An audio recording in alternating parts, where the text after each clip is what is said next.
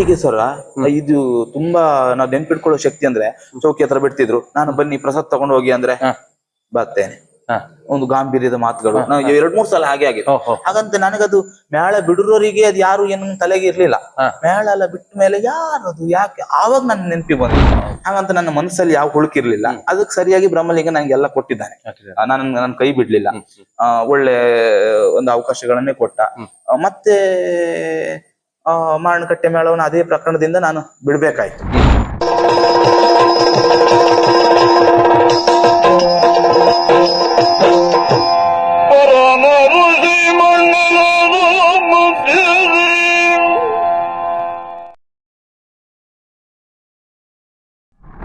ಆತ್ಮೀಯ ವೀಕ್ಷಕರಿಗೆ ಭಾವಸ್ಪಂದನ ಕಾರ್ಯಕ್ರಮಕ್ಕೆ ಪ್ರೀತಿಯ ಸ್ವಾಗತ. ನಾವು ಈ ವಾರದ ಅತಿಥಿ ಪ್ರದೀಪ್ ಶೆಟ್ಟಿ ನಾರ್ಕಳ್ಳಿ ಅವರ ಬಗ್ಗೆ ತಿಳಿತಾ ಇದ್ದೇವೆ. ಕಳೆದ 2 ಎಪಿಸೋಡ್ಗಳಲ್ಲಿ ಅವ್ರ ಬಗ್ಗೆ, ಅವರ ಬಾಲ್ಯ ಜೀವನ, ಅದೇ ರೀತಿ ಅವರ ಯಕ್ಷಗಾನ ಕಲಿಕೆ ಬಗ್ಗೆ ನಾವು ತಿಳಿದ್ವಿ. ಹಾಗೆ ಈ ಎಪಿಸೋಡ್ ನಲ್ಲಿ ಅವರ ಮುಂದಿನ ಹಾದಿ ಏನಾಗಿತ್ತು, ಅವರ ಮುಂದಿನ ಹೆಜ್ಜೆ ಏನಾಗಿತ್ತು ಅನ್ನೋದನ್ನ ತಿಳಿಯೋಣ. ಹಾಗೆ ಅವರಿಗೆ ನಿಮ್ಮೆಲ್ಲರ ಪರವಾಗಿ ಭಾವಸ್ಪಂದನ ಕಾರ್ಯಕ್ರಮಕ್ಕೆ ಪ್ರೀತಿಯ ಸ್ವಾಗತವನ್ನು ಕೊಡೋಣ. ಸರ್, ನಿಮಗೆ ಪ್ರೀತಿಯ ಸ್ವಾಗತ sir. Thank you sir. Sir, ತಾವು ಯಕ್ಷಗಾನ ಕಲ್ತ್ರಿ, 2 ಕೇಂದ್ರಗಳಿಗೆ ಕಲ್ತು ತಾವು ಮೇಳಕ್ಕೆ ಸೇರ್ತೀರಿ. ಯಾವ ಮೇಳಕ್ಕೆ ಸೇರ್ತೀರಿ ಸರ್? ಪ್ರಥಮವಾಗಿ ಸಹಜವಾಗಿ ಆಸಕ್ತಿ ಇದ್ದದ್ದು ಮಾರಣಕಟ್ಟೆ ಮೇಳದ ಮೇಲೆ. ಅಲ್ಲಿಗೆ ಮಾರಣಕಟ್ಟೆ ಮೇಳಕ್ಕೆ 1ನೇ ಮೇಳಕ್ಕೆ ಪೀಠಿಕೆ ಶ್ರೀವೇಷಕ್ಕೆ ನಾನು ಸೇರ್ಪಡೆ ಆದೆ. ಅಲ್ಲಿ 1 ವರ್ಷ ಆಯ್ತು. ಆಮೇಲೆ 2 ವರ್ಷ ಸಾಲಿಗ್ರಾಮ ಆಯ್ತು. ಪುನಃ ನಿರಂತರ 6 ವರ್ಷ ಮಾರಣಕಟ್ಟೆ ಮೇಳ. ಒಟ್ಟು ಮಾರಣಕಟ್ಟೆ ಮೇಳದಲ್ಲಿ 7 ವರ್ಷದ ತಿರುಗಾಟ. ಅಲ್ಲಿಯೂ ಅಷ್ಟೇ ಒಂದು ಒಳ್ಳೆ ಕೂಟ. ಇರ್ಬೇಲ ಆನಂದ್ ಶೆಟ್ರು ನಂಗೆ ಮೊದಲ ವರ್ಷ, ಉಮೇಶ್ ಸುವರ್ಣ ಗೋಪಾಡಿ ಈಗ ಕೇಂದ್ರದ ಗುರುಗಳಿದ್ದಾರಲ್ಲ ಅವರಲ್ಲಿ ಪ್ರಧಾನ ಭಾಗವತರಾಗಿದ್ರು. ದೊಡ್ಡ ತಂಡ. ಆ ತಂಡದಲ್ಲಿ ನನಗೆ ಪೀಠಿಕೆ ಶ್ರೀವೇಷ ಮಾಡ್ಲಿಕ್ಕೆ ಅವಕಾಶ. ಉಪ್ಪಿನ ಕುದ್ರ ಆನಂದ್ ರಾವ್ ಅಂತ ಹೇಳಿ ಪ್ರಧಾನ ಶ್ರೀವೇಷ, ಈಗಲೂ ಮಾರಣಕಟ್ಟೆ ಮೇಳದಲ್ಲಿದ್ದಾರೆ.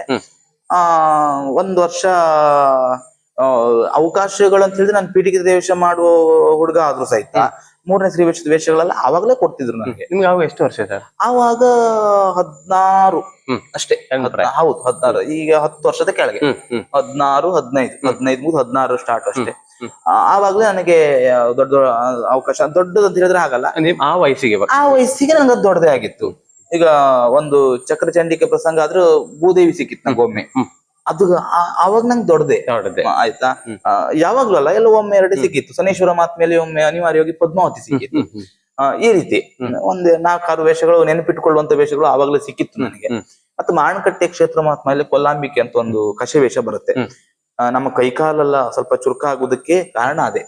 ಆ ಬೆಳಗಿನ ಜಾವದ ಸ್ಪೀಡು, ಇವ್ರ ಪದ್ಯ, ಆ ಯಕ್ಷಗಾನದ ವಾತಾವರಣ, ಅದು ನಮ್ಮನ್ನು ಗಟ್ಟಿ ಮಾಡಿಬಿಡ್ತು. ಅಲ್ಲಿಂದ ಮತ್ತೆ ಸಾಲಿಗ್ರಾಮಕ್ಕೆ 2 ವರ್ಷ ಬಂದೆ. ಮತ್ತೆ ಮಾರಣಕಟ್ಟೆ ಮೇಳಕ್ಕೆ 3ನೇ ಮೇಳ ಆಗುವ ವರ್ಷ ಬಂದೆ. ಅವಾಗ ಬಂದದ್ದು 2ನೇ ಮೇಳಕ್ಕೆ. ಅವಾಗ ಅಷ್ಟೇ ನಿಟ್ಟೂರ್ ಅನಂತ ಹೆಗಡೆ ಅವರು, ದೊಡ್ಡ ದೊಡ್ಡ ತಂಡವೇ ಇತ್ತು. ಅವಾಗ್ಲೂ ನನಗೆ ಅವಕಾಶಗಳನ್ನ ಹೆಚ್ಚಿಗೆ ಕೊಟ್ಟಿದ್ದು ಬಿಜ್ರಿ ಜಯರಾಮ್ ಶೆಟ್ರು, ಮ್ಯಾನೇಜರ್. ಈಗ ಇಲ್ಲ, ಅವರು ಒಳ್ಳೆ ಪ್ರಬಂಧಕರಾಗಿದ್ರು. ಅವರು ನನಗೆ ಅಂದ್ರೆ ನಾ ಸಾಲಿಗ್ರಾಮದಿಂದ 2 ವರ್ಷ ಮಾಡಿ ಬಂದದ್ರಿಂದ ಒಂದಿಷ್ಟು ಅವಕಾಶಗಳು ಕೊಡ್ಲಿಕ್ಕೂ ಅನುಕೂಲ ಆಯ್ತು. ಅಂದ್ರೆ ನಾನು ಮಾಡ್ತಿದ್ದೆ. ತುಂಬಾ ಅವಕಾಶ ಕೊಟ್ರು. ಎಲ್ಲಿವರೆಗೆ ಅಂದ್ರೆ ನಾನು ಹೋದದ್ದು 3ನೇ ಶ್ರೀವೇಷಕ್ಕೆ.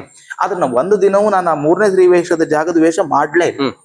ಶಶಿಪ್ರಭೆ ಆದ್ರೆ ಭ್ರಮರ ಕುಂತಲಿ, ದೇವಿ ಮಾತ್ಮೆ ಅಂದ್ರೆ ಮಾಲಿನಿ, ಕ್ಷೇತ್ರ ಮಾತ್ಮೆ ಅಂದ್ರೆ ಮಾಯಮಯಿ, ಈ ತರದ ವೇಷಗಳೇ ಸಿಕ್ತು. ಅದು ಕೊಡ್ಸಿದ್ದವ್ರು, ನಾನು ಅವ್ರನ್ನ ಸ್ಮರಣೆ ಮಾಡ್ಕೊಳ್ತೇನೆ. ಆಮೇಲೆ ಅವ್ರು ಮೇಳ ಬಿಟ್ರು. ನನಗೆ ಅದರ ಮಾರನೇ ವರ್ಷವೇ ನನಗೆ 2ನೇ ಶ್ರೀವೇಷ ಕೊಡ್ತು. ನಾನು ಒಂದು ಜಾಗದಲ್ಲಿ 1 ವರ್ಷಕ್ಕಿಂತ ಜಾಸ್ತಿ ಕೂತ್ಕೊಂಡಿದ್ದ ಅಂತ ಹೇಳಿದ್ರೆ ಮೇಳದಲ್ಲಿ 2ನೇ ಪ್ಲೇಸ್ ಅಲ್ಲಿ ಸಖಿ ಶ್ರೀವೇಷದಲ್ಲಿ ಮಾತ್ರ. ಮತ್ತೆಲ್ಲೂ ಕೂತ್ಕೊಳ್ಳಿಲ್ಲ.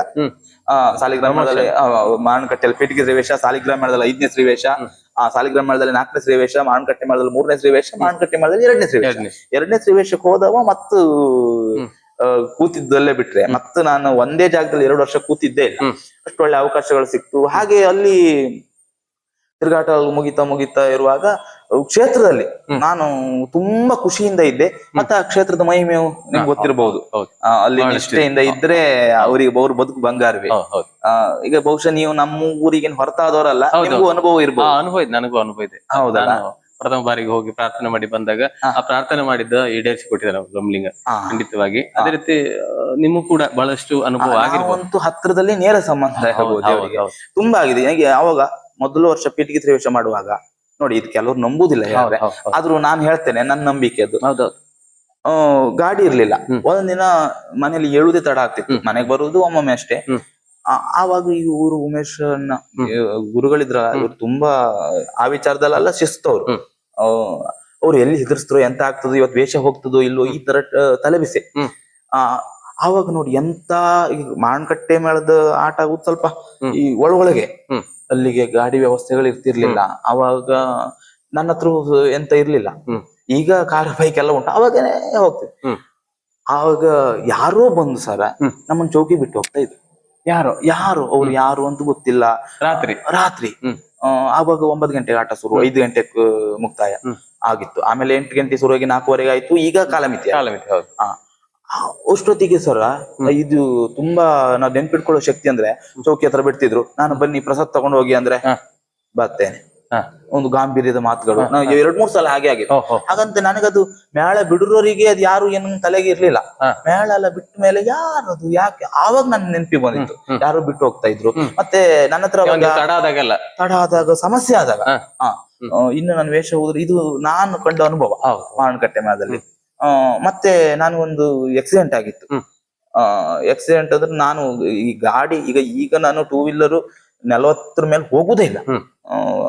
ಇನ್ನು ಅಂತ ರೋಡ್ ಅಷ್ಟು ಬಿಡು ಇದ್ದದಿದ್ರೆ ಅದು 50ರಲ್ಲಿ ಅದು 1 ವೇ ಆದ್ರೆ ಮಾತ್ರ.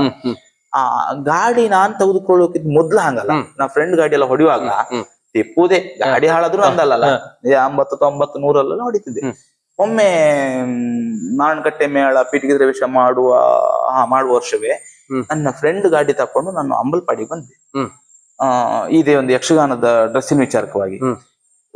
ವಾಪಸ್ ಹೋಗುವಾಗ ಸರ ನಾನಲ್ಲಿ ಯಾವ್ದೋ ಮೇಳದ ಆಟ ಇತ್ತು, ತೆಂಕಿಂದು. ಅದು ಯಾವ ಮೇಳ ನಂಗೆ ಈಗ ನೆನಪಾಗ್ತಾ ಇಲ್ಲ, ಗೊತ್ತಾಗ್ತಾ ಇಲ್ಲಪ್ಪ. ಆ ಮೇಳದ ಆಟ ನೋಡ್ಕೊಂಡು ನಾನು ಬೆಳಿಗ್ಗೆ ಹೊರಟಿದ್ದೆ ಸರ್. ಬೆಳಿಗ್ಗೆ ಒಂದು 5:30 ಸುರಿ ಹೊರಟಿದ್ದೇನೆ. ಮುಂದೆ ಒಂದು ಮೀನ್ ಲಾರಿ ಹೋಗಿತ್ತು. ಇಂಥದೊಂದು ಯಾವ್ದೊಂದು ಮೀನು, ದೊಡ್ಡ ಮೀನು ರೋಡಲ್ಲಿ ಬಿದ್ದಿತ್ತು. ನಾನು 100ರಲ್ಲಿದ್ದೆ, ಜಾಗನೂ ಫ್ರೀ ಇತ್ತಲ್ಲ, 100 ಮೇಲೆ ಇದ್ದೆ. 100 ಮೇಲೆ ಇದ್ದೆ. ಆ ಮೀನ್ ನೋಡಿ ನಂಗೆ ಕಂಟ್ರೋಲ್ ಮಾಡ್ಲಿಕ್ಕೆ ಆಗ್ಲಿಲ್ಲ, ಮೀನ್ ಮೇಲೆ ಬಿಟ್ಟೆ. ಅದು ಸ್ಕೂಟಿ ಆಗಿ ಡಿಒ ಫ್ರೆಂಡ್, ಅದು 3 ಪಲ್ಟಿಯಾಗಿ ಬಿದ್ದಿದೆ ಸರ್. ನಾನು ತಿರುಗಿ ನೋಡ್ತೇನೆ, ಹಿಂದೆ ಬಂದ ಮತ್ತೊಂದು ಲಾರಿ ನನ್ನ ಕುತ್ತಿಗೆಗೂ ಲಾರಿಗೂ ಇಷ್ಟೇ ಇಂಚು ಉಂಟು. ಅವ ಇಳ್ಕೊಂಡ್ ಬಂದು ಹೇಳ್ತಾನೆ, ಅವ ಆ ಕಡೆ ಹೊನ್ನಾವರ ಆ ಸೈಡ್ ಡ್ರೈವರ್ ಆಗಿದ್ರು. ಅಣ್ಣ ನನಗ್ ಗೊತ್ತಿಲ್ಲ, ನನ್ನ ತಲೆಯಲ್ಲಿ ಕೋರ್ಟು ಕೇಸು, ಈ ಹುಡುಗ ಡೆತ್ ಆಗಿದ್ದಾನೆ, ಇದೆಲ್ಲ ತಲೆಯಲ್ಲಿ ಬಂದು ನಾನು ಕಣ್ಣು ಮುಚ್ಚಿದ್ ಮಾತ್ರ ನನ್ಗೆ ಗೊತ್ತುಂಟು. ನಾನು ಕಣ್ಣು ಬಿಟ್ಟು ನೋಡ್ತೆ, ನಾನು ಬ್ರೇಕ್ ಹಿಡಿದಿದ್ದೆ, ಹೇಗೆ ಏನಂತ ನನಗೆ ಗೊತ್ತಿಲ್ಲ. ನಾನು 100 ಹತ್ರ ಸ್ಪೀಡ್ ಅಲ್ಲಿ ಇದ್ದವ, ಅದು ಹೇಗ್ ನಿಲ್ತೋ ಏನೋ ನನಗಂತೂ ಗೊತ್ತಿಲ್ಲ ಅಣ್ಣ. ನಿಮ್ಮನ್ನ ಯಾವ್ದೋ ಶಕ್ತಿ ಕಾಪಾಡಿದೆ, ನಿಮ್ಮ ಮನೆ ದೇವರು, ನೀನ್ ನಂಬಿದ ದೇವರು ಕಾಪಾಡಿದ್ದು ಬಿಟ್ರೆ ಎಂತದ್ದು ಇತ್ತಿಲ್ಲ, ಇದು ಪವಾಡ ಅಂತ ಹೇಳಿದ್ರು. ಅಲ್ಲಿಂದ ನಾನು ನನ್ನ ತಪ್ಪು ತಿಳ್ಕೊಂಡೆ. ನನಗೊಂದು ದೊಡ್ಡ ಅನುಭವ ಆಗಿದೆ, ತುಂಬಾ ಅನುಭವ ಆಗಿದೆ. ಇದೊಂದು ನೆನ್ಪಿಟ್ಕೊಳ್ಳೋ ಸಂಗತಿ. ಅಷ್ಟು ದೊಡ್ಡ ಆಕ್ಸಿಡೆಂಟ್ ಅಲ್ಲಿ ನನಗಾದ ಪೆಟ್ಟೆ ಅಂತ ಕೇಳಿದ್ರೆ ಏನು ಗಾಯ ಇಲ್ಲ. ಅಂತದೊಂದು ಆದದ್ ನೆನಪಿಗೇನೋ ಮುಂಗಾಲ್ ಗಂಟು ಒಚ್ಚಿ ಹೋಗಿತ್ತು. ಅದು ಈಗ ಸಣ್ಣ ಕಲೆ ಉಂಟು ಅಷ್ಟೇ. ಮುಂಗಾಲ್ ಒಂದು ಸಣ್ಣ ಕಲೆ ಉಂಟು, ಅದು ಬಿಟ್ರೆ. ಅಂದ್ರೆ ಈ ನೀರಿನ ಮೇಲೆ ಅದು ಕೂಡ ಜಾರ್ತದೆ, ಮೀನಿನ ಜಾರು ಜಾಸ್ತಿ ಸಹಜವಾಗಿ. ಮತ್ತೆ ಅದು ನೀವು ಹೇಳಿದಾಗ ಅದು ಡ್ಯೂ ಎಲ್ಲ ಸಣ್ಣ ಸಣ್ಣ ಚಕ್ರ ಆದ್ರಿಂದ ಬೇಗ ಸ್ಕಿಡ್ ಆಗ್ಬಿಡ್ತು. ಬೈಕ್ ಕೂಡ ಸ್ಕಿಡ್ ಆಗ್ತಿಲ್ಲ ಅಂತಲ್ಲ, ಇದು ಬೇಗ. ಅಂದ್ರೆ ನಿಮ್ಮ ಅದು ಬಿದ್ದಗಳು ಹಿಂದಿಂದ ಲಾರಿ ಬಂತು, ಲಾರಿ ನಿಮ್ಮ ತಲೆ ಹತ್ರ ಬಂದು ಟೈರ್ ಬಂದಿದೆ. ಇಲ್ಲ ನಿಮ್ಗೂ ಏನು ಗೊತ್ತೇ ಇಲ್ಲ. ಪ್ರತಿ ತಪ್ಪಿದಾಗ ಇಲ್ಲ, ಒಂದು ನೂಲ್ ಹಾಕಿ ತೆಗಿಬಹುದು ಇಲ್ಲೋ ಅಷ್ಟು ಡಿಫ್ರೆನ್ಸ್ ಅಲ್ಲಿ ನಿಂತಿದೆ. ಅದು ಹೇಗಂತ ಅವನಿಗೂ ಗೊತ್ತಿಲ್ಲ. ಅವನ ತಲೆಯಲ್ಲಿ ಹೇಳ್ತಾವ, ನಂಗೆ ಕೋರ್ಟು ಇದೆಲ್ಲ ಬಂದಾಯ್ತು, ನೀ ಯಾವ ತಾಯಿ ಹೆತ್ತ ಮಗನೇನು ಗೊತ್ತಿಲ್ಲ ಅಣ್ಣ, ನಿನ್ನ ದೇವ್ರು ಕಾಪಾಡಿದ್ದು ಹೇಳಿದ್ರು. ಅಲ್ಲಿಂದ ನಾನು ಈ ಡ್ರೈವಿಂಗ್ ಅಲ್ಲಿ ತುಂಬಾ ನಾನು ರಾತ್ರಿ ಎಲ್ಲ ತಿರುಗಾಡ್ತಿರ್ತೀರಿ. 2 ವೀಲರ್ ಅಂತೂ ನಾನು ಯೂಸ್ ಮಾಡ್ತೇನೆ, ಇಲ್ಲ ಅಂತಲ್ಲ, ಹೋಗ್ತೇನೆ. ಆದ್ರೆ ತುಂಬಾ ಇದು ಜಾಗ್ರತೆಯಲ್ಲಿ 40 ಮೇಲೆಲ್ಲ ಹೋಗುದೇ ಇಲ್ಲ. ಇದು ನಾನ್ ಕಂಡು ಪವಾಡ. ಮತ್ತೆ ನಾನು ನನ್ ಮೇಲೆ ಒಂದಿಷ್ಟು ಮೇಳದಲ್ಲಿ ಅಪವಾದಗಳು ಹಾಕ್ರು, ಹಾಗೆ ಹೀಗೆ ಅಂತ ಹೇಳಿ. ನನ್ನ ಉದ್ದೇಶ ಇಷ್ಟೇ, ಆಟ ಒಳ್ಳೇದಾಗ್ಬೇಕು. ಯಾವ ಹರಕೆದಾರ ಎಷ್ಟು ಖರ್ಚು ಮಾಡಿ ಏನು ಮಾಡ್ತಾನೋ ಅವನ ಆಟ ಒಳ್ಳೇದ್ ಮಾಡಿ ಕೊಡ್ಬೇಕು. ಅವನಿಗೆ ಅದು ನೆಮ್ಮದಿ ಆಗ್ಬೇಕು. ಮನೆ ಹೋಗೋದಾಗಿ ನಂಗೆ ಪ್ರಸಂಗ ಬೇಕು, ಅಥವಾ ನಾನ್ ಕಾಣಿಸ್ಕೊಳ್ಳೋದಕ್ಕಾಗಿಯೇ ನಂಗೆ ಮೊದಲು ಪ್ರಸಂಗ ಬೇಕು, ಆ ತರ ಇಲ್ಲ. ಟೋಟಲಿ ಹರಕೆದಾರ ಅವನ ಸಂತೃಪ್ತಿ ಹೊಂದ ನನ್ ಖುಷಿ. ಬ್ರಹ್ಮಲಿಂಗನ ಪಾದದಾಣೆಗೂ ಕಡೆಯವರೆಗೂ ನನ್ನ ಮನಸ್ಥಿತಿ ಅದೇ ಇತ್ತು. ಆ ನನ್ನ ಮನಸ್ಥಿತಿಗೆ ಕೆಲವರು ಬೆಳೆದಿದ್ದ ಪಟ್ಟ ಎಲ್ಲ ಕಟ್ಟಿದ್ರು. ಅವ ಹಾಗೆ ಮಾಡ್ತಾನೆ. ನನಗೆ ಅದ್ರ ಬಗ್ಗೆ ಹೇಳ್ಬೋದು ಅಂದ್ರೆ ಅವ ಕಲಾವಿದ್ರನ್ನ ಮೇಳ ಬಿಡ್ಲಿಕ್ಕೆ ಕಾರಣ ಹಾಗೆ ಹೀಗೆ ಸಣ್ಣ ಪುಟ್ಟ ಎಲ್ಲ ಹೇಳ್ರು. ನಾನು ಅದನ್ನ ತಲೆ ಹಾಕೊಳ್ಳು ಇಲ್ಲ. ಈಗ ನಾನು ಮಾರುಕಟ್ಟೆ ಮೇಳ ಬಿಟ್ಟು 1 ವರ್ಷ ಆಯ್ತು. ಈಗ ಬರುವ ವರ್ಷಕ್ಕೂ ಕೆಲವಷ್ಟು ಕಲಾವಿದ್ರು ಇಲ್ಲ. ಈಗ ನಾನಿಲ್ಲಲ್ಲ. ಕಲಾವಿದ್ರು ಬರುವುದು ಹೋಗುದು ಅವ್ರವ್ರ ಇಷ್ಟ. ಅದು ಅವ್ರವ್ರ ಇಷ್ಟ. ಮತ್ತೆ ಅದು ಇರುವುದೇ ಅದು ನಿರಂತರದ ಪ್ರಗತಿ. ದೇವರಿಗೆ ಎಷ್ಟು ವರ್ಷ ಇರಿಸಬೇಕು ಅಷ್ಟು ವರ್ಷ ಇರಿಸ್ಕೊಳ್ತಾರೆ. ಯಾರು ಒಬ್ಬ ಮನುಷ್ಯನಿಂದ ಹಂಗಂತ ನನಗೆ ಹೊರಗಿನವರು ಮತ್ತೊಬ್ಬರ ಮೇಲೆ ಯಾವ ಬೇಸರವೂ ಇಲ್ಲ. ನಮ್ಮ ಮೇಳದವ್ರೆ ಕೆಲವರು ನನ್ನ ಈ ಮನಸ್ಥಿತಿನ ಅರ್ಥ ಮಾಡ್ಕೊಳ್ಳದೆ ನಂಗೆ ನೋವು ಮಾಡಿದ್ದಾರೆ. ಹಾಗಂತ ಅವ್ರ ಮೇಲೆ ನನ್ಗೆ ಬೇಸರವೂ ಇಲ್ಲ. ಅವರ ನೋವುಗಳೇ ನಾನ್ ಮಾಡಿದ್ದ ಒಂದದು ಕಳೆದ ವರ್ಷ ಒಂದು ಪ್ರಕರಣ ಆಯ್ತು. ಒಬ್ಬ ಹುಡುಗನಿ ನಾನು ಹೊಡೆದಿದ್ದು, ಇನ್ನೊಬ್ರು ಮೈ ಮುಟ್ಟಿದ್ ನನ್ ತಪ್ಪೆ. ನಾನು ಅದನ್ನ ನೇರವಾಗಿ ಒಪ್ಕೊಳ್ತೇನೆ. ಹೊಡೆದಿದ್ದೆ. ಒಂದ್ ಸಣ್ಣ ಅದು ವಾಟ್ಸಪ್ ಫೇಸ್ಬುಕ್ ಅಲ್ಲೆಲ್ಲ ಬಂದಿತ್ತು. ಅದೊಂದು ಗಲಾಟೆ ಆಯ್ತು. ಆಮೇಲೆ ಅದನ್ನ ನಮ್ಮ ಮೇಳದವರೇ ಸ್ವಲ್ಪ ಇದ್ ಮಾಡಿದ್ರು. ಹಾಗಂತ ಹೊರಗಿನವ್ರಿಗೆ ಪಾಪ ಗೊತ್ತಿಲ್ಲ, ಅವ್ರು ಇವ್ರು ಏನ್ ಹೇಳ್ತಾರೆ ಅದನ್ನ ಕೇಳ್ತಾರೆ. ಹಾಗಂತ ನಂಗೆ ಯಾರ ಮೇಲೂ ದ್ವೇಷ ಇಲ್ಲ.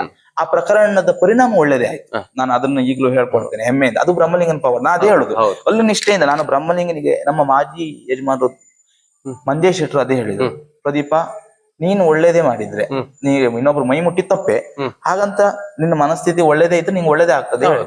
ಅವರು ಧರ್ಮದರ್ಶಿಗಳ ಮಾತು ಅಂತ ಹೇಳಿದ್ರು, ಬ್ರಹ್ಮಲಿಂಗನ ಮಾತು ಅಂತ ನಾವು ನಂಬ್ತೇವೆ. ಮಾಜಿ ಧರ್ಮದರ್ಶಿಗಳು ಅವ್ರು ಹೇಳಿದಾಗೆ ನನ್ಗಂತೂ ಒಳ್ಳೇದೇ ಆಗಿದೆ. ಹಾಗಂತ ಆ ಪ್ರಕರಣದಲ್ಲಿ ನನಗೆ ಯಾರ ಮೇಲೂ ಯಾವ ಬೇಸರೂ ಇಲ್ಲ. ನಾನು ಆ ಪ್ರಕರಣದಿಂದ ಈಗ ಮತ್ತೆ ಹೇಳ್ತೇನೆ, ಯಾರಿಗೆಲ್ಲ ಬೇಸರ ಆಗಿದೆಯೋ, ಅದು ಸಂಘಟಕರಾಗಿರ್ಬಹುದು, ಕಲಾಭಿಮಾನಿಗಳಾಗಿರ್ಬಹುದು, ಕಲಾವಿದರಾಗಿರ್ಬಹುದು, ಅವರೆಲ್ಲರಿಗೂ ನಾನು ನನ್ನಿಂದ ಬೇಸರ ಆದದಕ್ಕೆ ನಾನು ಮತ್ತೆ ಕ್ಷಮೆ ಕೇಳ್ತೇನೆ. ಯಾವ ಬೇಸರವೂ ಇಲ್ಲ. ಆದ್ರೆ ಆ ಒಬ್ಬನ ಮೈ ಮುಟ್ಟಿದ್ದು ತಪ್ಪೆ. ಹಾಗಂತ ನನ್ನ ಮನಸ್ಸಲ್ಲಿ ಯಾವ ಹುಳುಕಿರ್ಲಿಲ್ಲ. ಅದಕ್ಕೆ ಸರಿಯಾಗಿ ಬ್ರಹ್ಮಲಿಂಗ ನಂಗೆಲ್ಲ ಕೊಟ್ಟಿದ್ದಾನೆ. ನನ್ನ ಕೈ ಬಿಡ್ಲಿಲ್ಲ.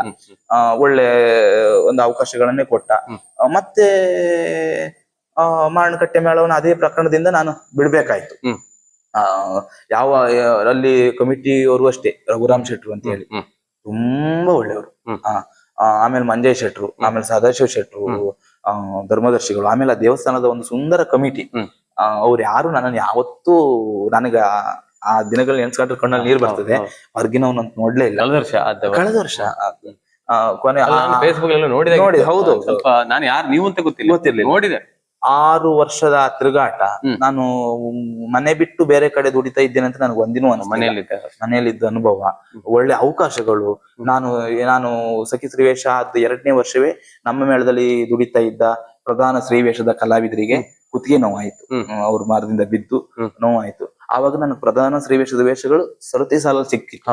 ಅವ್ರು ಮಾರಣಕಟ್ಟೆ ದೇವಸ್ಥಾನದ ಮನಸ್ಸು ಮಾಡಿದ್ರೆ ಯಾವ್ದೋ ಮನೆಯಲ್ಲಿದ್ದಂತ ಮುಖ್ಯ ಶ್ರೀವೇಷದಾರಿನ ತಂದು ಮಾಡ್ಬೋದಿತ್ತು. ಇಡೀ 4 ತಿಂಗಳು 3 ತಿಂಗಳು ಮೇಳ ನನ್ನ ಮೇಲೆ ಭರವಸೆಯಿಂದ ಯಾರು ಬೇಡ ಪ್ರದೀಪ ಮಾಡ್ತಾನೆ ಇಂತ ಅವಕಾಶ ಕೊಟ್ಟಿದ್ರು. ಹಾಗಾಗಿ ನನಗೆ ಅವಕಾಶ ಕೊಟ್ಟಂತ ಮಾರಣಕಟ್ಟೆಯ ರಘುರಾಮ್ ಶೆಟ್ರ್ ಆಗಿರ್ಬೋದು, ಮಂಜಯ್ ಶೆಟ್ರ್ ಆಗಿರ್ಬೋದು, ಮತ್ತೆ ಕೃಷ್ಣಮೂರ್ತಿ ಮಂಜರು ಕ್ಷೇತ್ರದ ಮಾಡ್ಲೇಬೇಕು. ಯಕ್ಷಗಾನ ಖಂಡಿತ ಕಲಾವಿದರಿಗೆ ಸಹಾಯ ಮಾಡಿದ್ದಾರೆ. ನನ್ನನ್ನು ತುಂಬಾ ಪ್ರೀತಿಸ್ತಾರೆ. ಈಗ ಸಾಲಿಗ್ರಾಮ ಮೇಳದ ಮನೆ ರಂಗನಾಯಕಿ ಪ್ರಸಂಗ ನೀವ್ ಹೇಳ್ರಿ, ನಮ್ಮ ಮಾರ್ಪುರ ಬರ್ಲಿಕ್ಕೆ ಆಗ್ಲಿಲ್ಲ, ನಿಮ್ದೇನು ಗೃಹ ಪ್ರವೇಶ. ಆ ಪ್ರಸಂಗವನ್ನು ಮೊದಲು ಮಾಡಿದವ್ರ ಮನೆಯಲ್ಲೇ. ಇಂಥ ಸಹಕಾರ ಅಂದ್ರೆ ಟೋಟಲಿ ಈ ಒಂದು ಒಳ್ಳೆ ಕೂಟ ನನಗೆ ಬ್ರಹ್ಮಲಿಂಗೇಶ್ವರ ಕೊಟ್ಟ ಭಿಕ್ಷೆ. ತುಂಬಾ ಚೆನ್ನಾಗಿ ಮತ್ತೆ ನಮ್ಗೆ ಪ್ರಚಾರ ಆಗ್ಲಿಕ್ಕೂ ಅಷ್ಟೇ